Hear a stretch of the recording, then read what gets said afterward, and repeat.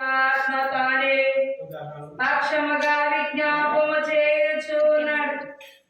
ఎందుకు చేయుచున్నాడని మనం చూస్తే పిల్లారా వాక్యం సెలవిస్తుంది.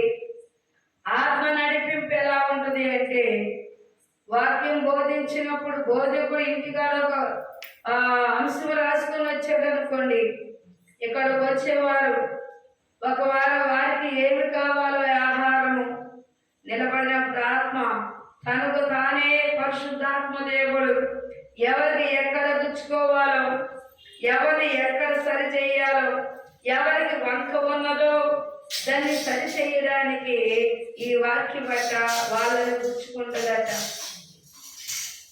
అనుకోవచ్చు పరిశుద్ధుడు నేను ఎవరి అంశం రాసుకున్నాను కదా ఇదే బోధిద్దాం అనుకున్నాను, ఒకరు ఇంటిగా చదువుకొని రావచ్చు.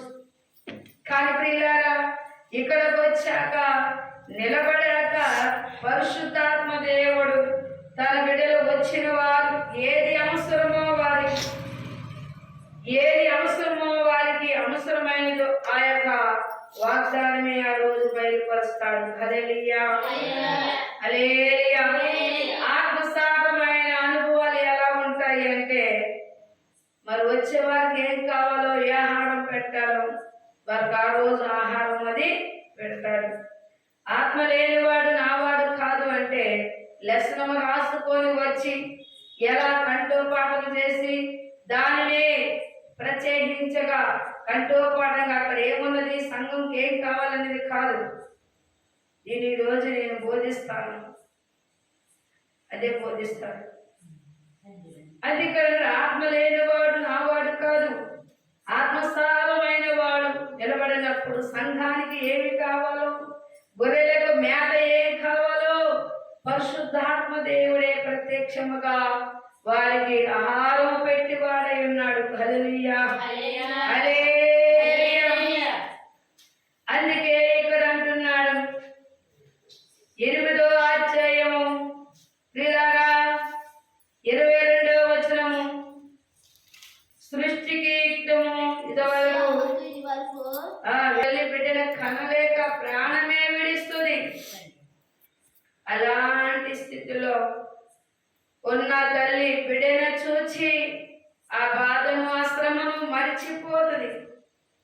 అలాగే ఆత్మసారమైన నడిపింపు బయలుపరచుచున్నప్పుడు ప్రసవేద దినులు ఎలా ఉన్నాయో, ప్రసవించినప్పుడు ఆ యొక్క స్త్రీకి ఎన్ని బాధలు ఉన్నాయో, ఎన్ని శ్రమలు ఉన్నాయో, అన్ని శ్రమలు కూడా పరిశుద్ధాత్మలో ఎదుగుచున్నప్పుడు కృపయమ్మడి కృపలో నడుస్తున్నప్పుడు ఆ శ్రమ అనుభవాలు బయలుపరుస్తూ ఉంటాడు.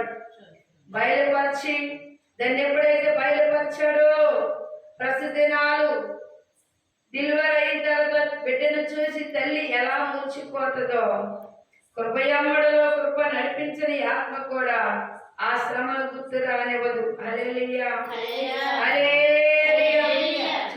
బయలుపరుపు ఆత్మ బయలుపరుస్తుంది అంటే దానికోసం కనిపెట్టాలన్నాడు. ఏం చేయాలి? కనిపెట్టాలి. కనిపెట్టలేని ప్రార్థన కాదు. చాలా మంది కనిపెట్టుకోకుండా ప్రియులారా నాకు అది జరగలేదు ఇది జరగలేదు అంటారు. అడుగుడి ఇయ్యబడును, నెతుకుడి దొరుకును, తట్టుడి తీయబడును. అడగాలి, నెతకాలి. కనిపెట్టడం అంటే నెతకడమే. ప్రార్థన చేస్తూ కనిపెడుచు తండ్రి ఏది చూపిస్తాడో, తండ్రి ఏది చెప్పబోచున్నాడో, తండ్రి నేను అడుగుచున్న దానికి జవాబు ఏమి ఇవ్వబోచున్నాడో దానికోసము కనిపెట్టి వారై ఉండాలి. అందుకే ఇక్కడ కనిపెట్టుచున్నప్పుడు ఏ ఆత్మ ఇచ్చాడు? దత్తపుత్రాత్మనిచ్చాడు. ప్రియులారా దత్తపుత్రాత్మట ఎలా నడుపుతుంది అంటే పుట్టేవాడి కంటే పెంచేవాడికి అన్ని వారసత్వములను తనకి అందచేస్తాడు. ప్రతి ఒక్కటి కూడా రాయకపోతే అతనికి సొంతం అవదు. దత్తుడు అని బట్టి ఎవరైనా బిడ్డని మన వాసులు చేసుకోవాలనుకున్నప్పుడు ఒకటి రాసి ఒకటి రాయకుండా ఉంచారనుకోండి, అది ఏది రాస్తే అది అవుద్ది. దత్తపుత్రం కొరకు అనగా మన దేహము యొక్క విమోచన కొరకు కనిపెట్టిన మనలో మనము మూలుగుచున్నాం. కనిపెట్టాలంట ప్రియుల, కనిపెట్టకపోతే ఏది కూడా మనకి దొరకదు. నిరీక్షణ కలిగి ఉండాలి. అది అవ్వదు అనే మాట అయితే ఉండదు.